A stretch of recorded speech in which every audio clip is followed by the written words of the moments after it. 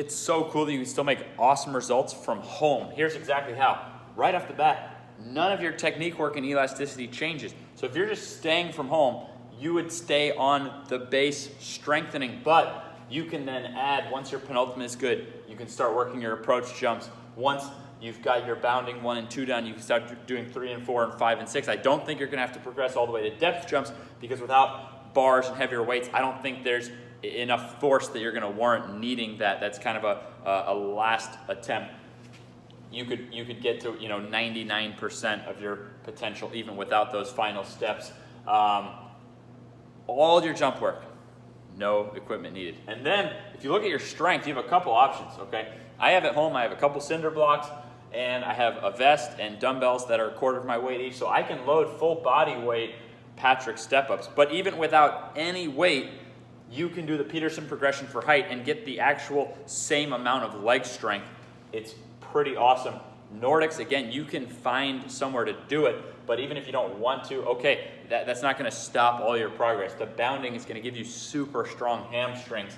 Hip flexors, you can 100% do. Calf raises, you can 100% do. And again, if you do have dumbbell, whatever, you can load it. Tibials, you can 100% do. Split squat, you can 100% do without weight. And again, if you have a vest, you could get a backpack and fill it with sand. You can get dumbbells.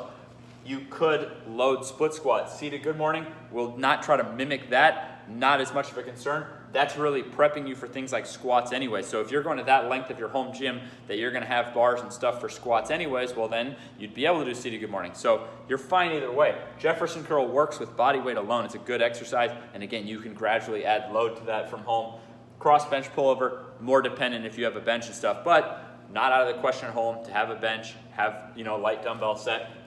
Same goes for QL extension. You get a really cheap. You can do it you can do it with a dumbbell, just standing, or you can get a really cheap back extension bench. I got one for maybe 80 bucks or so for my wife at home. She likes to do back extensions at home, so I can work QL at home. And all 4 of your stretch protocols, no equipment needed. So you can still do all your plyos. You can get super strong. You can get super flexible right from home. You can easily achieve over a 40-inch vertical without any equipment, and it's very simple if you do want to start adding to this, and very simple even after that. The next levels, we're really just adding a barbell weight. So the whole vertical blueprint you could develop for years from home and never even have to go to a gym.